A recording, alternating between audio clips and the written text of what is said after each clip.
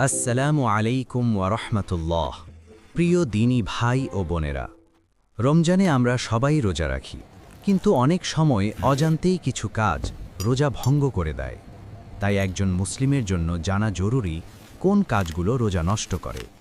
আল্লাহ বলেন, তোমরা পানাহার করো যতক্ষণ না ভোরের সাদা রেখা কালো রেখা থেকে স্পষ্ট হয়ে যায়, তারপর রাত পর্যন্ত রোজা পূর্ণ করো।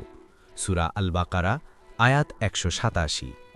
রোজা ভঙ্গের প্রধান কারণগুলো হল ইচ্ছাকৃতভাবে খাওয়া বা পান করা, ইচ্ছাকৃতভাবে বমি করা, স্বামী স্ত্রীর সহবাস এবং মাসিক বা নেফাস শুরু হওয়া।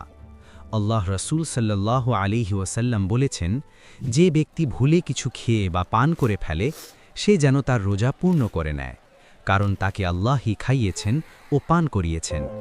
সাহি বুখারী হাদিস নং ১৯৯৩।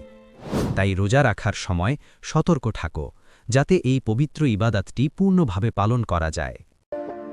আল্লাহু আকবার।